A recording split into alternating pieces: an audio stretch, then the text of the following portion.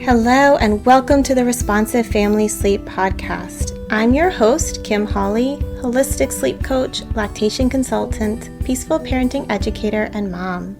If you've ever felt overwhelmed by all the conflicting sleep info, frustrated with sleep information that just plain felt wrong, or searched desperately for a truly gentle and responsive sleep approach, then you are in the right place. In each episode, we'll be answering your most pressing baby and toddler sleep questions, busting those sleep myths, and helping you understand truly developmental, biologically normal baby and toddler sleep, plus encouraging you to trust your intuition along the way. Let's get started. Hello and welcome to this week's podcast. We are talking about bedtime again, not intentionally, honestly, since we did talk about bedtime last week. But I was looking at the topics I want to talk about and thought we might do these two back to back. So last week we were talking about 3 steps to set you up for bedtime success and sort of how to move through your evening energy-wise. And this week, we're talking about bedtime from a bit of a different angle. We're talking about it more from the angle of you, the parent. How are you showing up? How present, regulated, are you? How is your mindset headed into bedtime? Now, as I talked about last week, the end of the day is a really tricky time for a lot of families, right? We've kind of been through our whole day. We're tired. There's a lot of things to do. Most parents are ready to relax or ready to go to sleep, and it can just be a tricky time of day for a lot of families. And, we're human as parents. We are only human, and so it can be a time where it's a little harder to stay calm. You're just ready to be done, right? Ready to have a little bit of breathing room and get some rest. And that's absolutely understandable.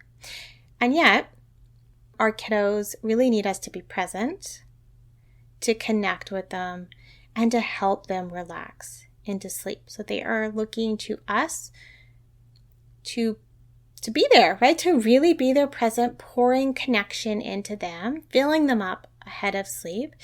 And their nervous system is sensing our nervous system and really looking for safety cues. And so if we are feeling frazzled or stressed or rushing, or really kind of emotionally distant, kind of checked out, right? Physically there, but not really there for them, then that can make them feel unsettled, make them cling a little bit harder, right? Making it harder to get them to settle down and go to sleep. No judgment, right? Like, this is a hard time of day, and I would venture to guess that almost every parent is headed into bedtime kind of frazzled, kind of rushed, kind of over it, not as well regulated as you would like, right? And if you throw in a challenging period with bedtime where maybe bedtimes have been really long or really stressful recently, then we can get that anticipatory, like, ugh, it's gonna be so terrible. I don't want to do this. So that's tough, right? And right, bedtime is complicated and it is influenced by a lot of different factors, right? So what we talked about last week with getting our wiggles out, calming them down, having a predictable bedtime routine. But it's also about sleep hygiene, and it's about activity throughout the day, and it's about your sleep timings, and about so many different pieces. For today, we are talking about that piece that you have the most control over, and that's you, right? How do you show up present, calm, ready to connect, and co-regulate with your kiddo so you can help them relax, feel safe and secure headed into sleep? So I think of this as kind of like we have to support your emotion regulation and we have to support your mindset headed into bedtime, because if you're like, ugh, I don't want to do this, this is terrible, your mindset is kind of, they should be able to do this better, faster, differently, whatever, then your emotions tend to follow and be like, ugh, this is terrible, right? And so if we can regulate ourselves, we can say, this is where we're at, this is what we need to do, let's get through this, we can do this, I'm here to connect with my kiddo, that's going to help. You can really head in a better place and therefore help bedtimes go more smoothly. Like, our littles really need to feel connected to us ahead of sleep. Sleep is separation, and they really need to feel safe and secure with that connection. And so you can see how regulation can really throw that off, right? If we're kind of emotionally not where we need to be. So you're human. You're not perfect. No one is expecting perfection. So please, please, please don't take away from this episode that you have to be totally calm 100% of the time, 100% present every second. That's not what I'm saying, right? That's not possible. What I am saying is, let's set you up to be more calm, right? 10% better regulated is going to pay off. And just the more awareness you can bring to how you're thinking about your evening, how you're moving through it as the parent, the more you have the opportunity to optimize, right? And support yourself better. So with that being said, 5 tips for headed into bedtime with a better attitude, better mindset, better regulated, so you can really show up and connect with your kiddos in the way that they need you to at bedtime. So, first tip, take care of your own needs before bedtime. Oh my goodness, like the worst thing ever is needing to pee in the middle of bedtime, or that you didn't eat and you're starving and so you're cranky because you're hungry or you're thirsty. So if you're not doing a family dinner for whatever reason, then at least, and you're maybe waiting to eat till after your kiddos go to sleep, at least make sure you've had a snack, you've had a drink of water, and you've used the bathroom so that you're headed into bedtime without any of these really immediate bodily needs, making it harder, to be calm and present and not rush things. The next tip, right, is around taking a few minutes to calm and center yourself, or sort of offload, shake off the stress of the day. And there are a lot of ways that you can do this. If you know certain strategies that tend to work well for you, wonderful, right? This is a great time to use them. If you have another adult around, a partner, a family member, whomever, that can take kiddos and let you have 5 minutes to kind of decompress without kiddos, wonderful. That's not everyone's reality. And so sometimes it's about what can help you de-stress with kiddos around. Some of my favorites are music, family dance party. Put on something that you want to sing and dance to that really helps you process some stress out of your body with movement, with singing, with music that puts you in a good mood. Laughing processes stress hormones out of your body. And so laughter can be a really great way to let go of the day. So laughing with your kiddos, watching a funny video, that kind of stuff. And then we can do things like deep breathing, right? To regulate the nervous system. Stepping outside to let fresh air help regulate, and maybe some sunlight or some sunset or some twilight, depending on the time of year. Really bringing some of those pieces in to regulate you, to help you kind of shake off the stress. Maybe it looks like journaling, thought dump, kind of getting it all out on paper. And you can do that with some children nearby, so maybe not some other children, but, and having that sort of get all your thoughts out onto the paper and out of your head. So whatever works best for you, this can be a great time of day. Before you start going upstairs and getting things ready, just deep breath, shake it off, right? Third tip is to lower your expectations for what you are going to get done after bedtime. And I know you're like, but I have stuff I want to get done, Kim. Why is this helpful? This is helpful because when you put a lot of weight and emphasis on after the kids go to bed, I am going to get whatever done, relax, tidy up the kitchen, watch my show, prep lunches for tomorrow, connect with my partner, all valid things. But when we put too much weight on that time, it does a few things. First, it makes us rush. If your brain is already on what you're doing after bedtime, then you're not as emotionally present as you can be. But it also gets that tendency to rush when bedtime is going longer. And often the more you rush and the more you push, the longer bedtime takes. Because kiddos sense that and they're like, oh no, my parents already half checked out. I need to reel them back in. Not consciously, obviously, subconsciously. So we feel a lot of rush. We feel pressure. When we're feeling pressure, it's harder to stay calm.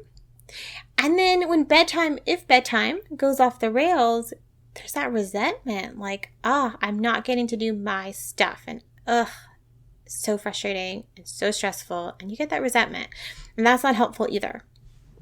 And if we get a lot of this, if we're in a tricky pattern with bedtimes, then you get the anticipatory resentment, frustration, and stress. Leading into bedtime, you're already like amped up and like, oh my God, this is terrible. This is going to take forever. I hate bedtime. It's the worst. It's such a battle. It's such a fight. And I mean, going in with that energy, I think most of us, if we stop to think about it, can understand that's probably not going to help the process go smoothly, right? It's understandable to feel that way. And we're the adults, so we need to help shift that down. Again, just 10%, just small steps, not perfect. So when you take that time after bedtime and don't like treat it as if it's the only time you're going to get stuff done, it takes the pressure off. And this does take some creative thinking, and certainly some families can do this better than others. But can you do some of those things at other times, right? Can you prep more stuff on the weekend so you're not prepping as much during the week? Can you clean up the kitchen at another time? Can your partner clean up the kitchen while you're doing bedtime? Just thinking outside the box a little bit here can be really helpful. Also, if you have a kiddo that you have to lay with for a while till they're asleep, or takes a while to settle, maybe can you tuck some earbuds in your ear and listen to a podcast or something so that, you're not as present as if you're fully staring lovingly into their eyes and right there. But also, if you really need something for you to unwind, that can still put you in a space where you're present enough and you feel like you're taking care of your own needs a bit and also taking care of your littles' needs a bit. So that's another kind of out of the box way to think about it. Another thing, sort of tip 4, is let's step back from just looking at bedtime and look more broadly. Are you feeling burnt out? Like broadly speaking. And sometimes when we are burnt out in other areas of our life, it just all comes out at bedtime, because bedtime's hard for us as grown-ups too, right? It's a tricky time of day. And so maybe this means adjusting self-care, self-nurturing practices in other areas, paying attention to your own needs more throughout the day, outsourcing, getting more help, just really thinking more broadly. If there's not a lot of wiggle room on bedtime stuff, how else can you lower that burnout and frustration or stress in life? More big picture, and that can ease and have you headed into bedtime just feeling overall better supported, better cared for, allowing you to handle bedtime in a better space. And then my 5th tip is, can you share the parenting duties around bedtime in a different way? I think this is the most profound for a parent in, a 2-parent family with a partner around when that partner is not doing bedtime and you are doing all of bedtime or most of bedtime. Now, that could be because your little doesn't want your partner, or it could just be that's a pattern you've fallen into. And so, I think when we can even out bedtime a little bit more, either give you full nights off of bedtime or just split the duties, right? Split, maybe your partner does part of it and then you swap parents. It can ease that load and help you head into the bedtimes that you're doing in a better place. Now, if that's not possible because you're a single parent, because your partner travels a lot, because your baby is like, oh my God, if my other parent puts me to bed, it's like the lions are getting me. It's so terrible. It's not actually helpful. Then obviously the answer is not that, right? It's how can we think about making bedtime more sustainable with you doing bedtime. But if that's not you, then the answer could be, let's bring some intention to evening out bedtime responsibility so it's not all on you and you do have a bit of a break. So, sort of summing this up again, right? Bedtime is a really tricky time.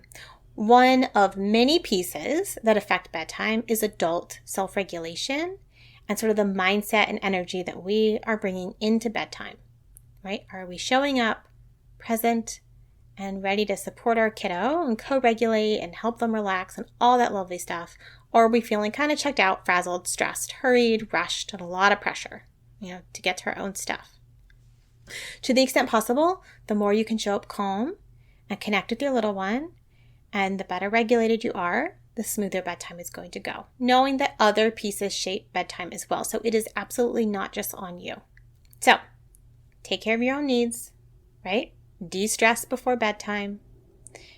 Put less pressure on what you're going to get done after bedtime. Be mindful of burnout and share the parenting load in the evening as much as you can.